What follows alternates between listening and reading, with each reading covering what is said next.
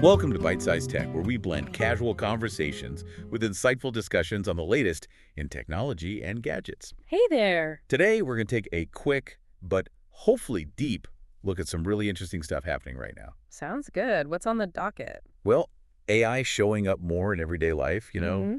like smart glasses, Ah, and yes. also some practical robot designs that are catching attention, plus how AI is getting into creative work. It really feels like AI is moving out of the lab and, well, into our hands, potentially. A big shift. Absolutely. So Yes. first up, ByteDance, the TikTok folks, Right. they're apparently working on AI-powered smart glasses. Okay. Yeah. Interesting. Not just displaying info, but properly AI-driven. Yeah, exactly. The idea seems to be they'll record what you see, Uh, maybe offer audio suggestions, yeah. and basically help turn your real life into, like, monetizable content. Wow. Okay. So bridging the physical and digital content worlds directly. Seems like it. Yeah. And they're planning to pair these glasses with their Dubao chatbot. Their own AI assistant, then. Yeah.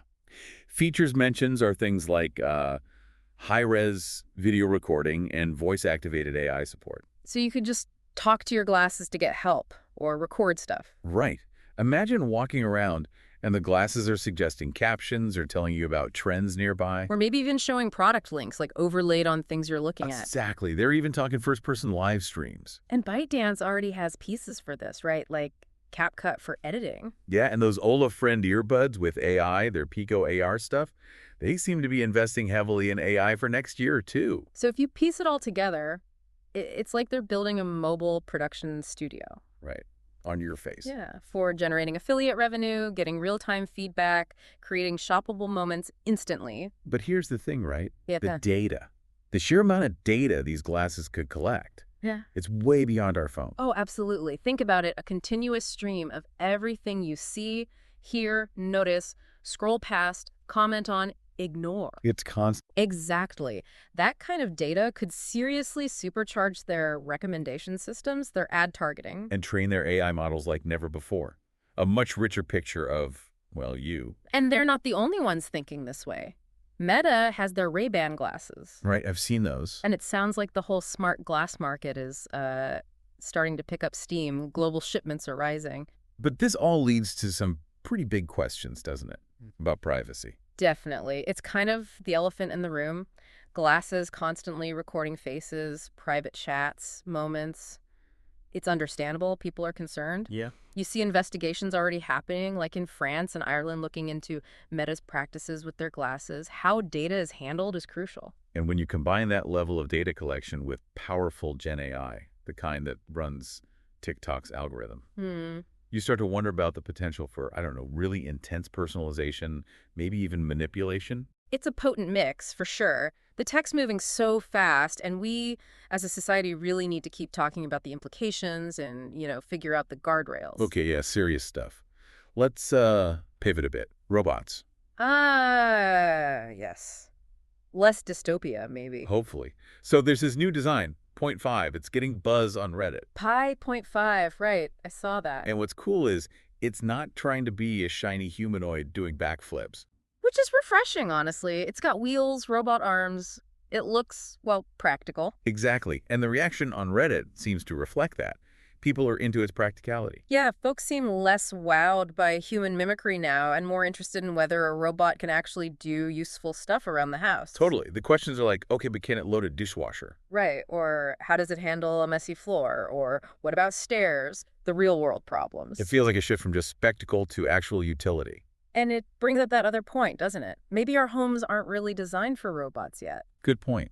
Like stairs are a huge hurdle for wheeled robots. Yeah. Maybe we need to rethink spaces if we want robot helpers. Could be. It's an interesting design consideration for the future. Someone on Reddit made a great comment too. Something like, using an automated device to start an automated device is next level. Huh. That's actually quite insightful. Like using AI to manage other AI or automated systems. Yeah, it kind of perfectly captures where we are with AI orchestrating things already, doesn't it? It really does. A nice observation about the layers of automation we're building. Okay, so moving into the creative space now. AI is making waves there too. Definitely. There's a startup, Recraft. They've apparently got an image model that's giving Daily and Midjourney a run for their money. Oh, interesting. I heard they raised a decent amount, like $30 million. Yeah, and they build their own models from scratch, supposedly really good for brand-specific images. That focus on brands is smart. Tailoring AI for specific commercial needs, not just general creativity, shows a maturing market. And it's not just pictures. Another company, Listen Labs, they've launched an AI presentation generator. How does that work? It analyzes audio or video content, like a meeting recording or a lecture, and automatically creates slides from it. Repurposing content automatically. That could be a huge time saver. Seriously, imagine turning a long webinar into slides instantly. That's genuinely useful. Increases efficiency quite a bit. And even Apple's getting deeper into AI for coders. Reports say they're working on something called vibe coding. Vibe coding, what's the vibe? Apparently, it's a platform for Xcode, using Claude AI to help automate coding tasks. Okay, so AI becoming a coding assistant, basically, helping developers write or manage code. Seems like it. Making AI part of the actual software development workflow. Which makes sense. Automating the routine stuff lets developers focus on the harder problems. And speaking of the big players, Google had a little leak, apparently. Oh, what slipped out? Details about Material 3 Expressive. Sounds like a pretty big visual redesign for the next Android version. Expressive. So maybe less uniform-looking apps, more variety. That's the idea, yeah. Letting apps have more distinct visual styles within Android. That could be interesting. A move away from rigid design systems, maybe? Google also just launched an updated Gemini Pro model, the I/O edition. Their main AI model, right? Yeah. Supposedly better at coding, but they kept the price the same. Constant improvement in those foundational models is key. It fuels everything else we're seeing. Definitely. And one last thing, the money pouring into AI tools for developers is just wild. How so? Anyfear, the company behind that cursor coding tool, they reportedly just raised $900 million.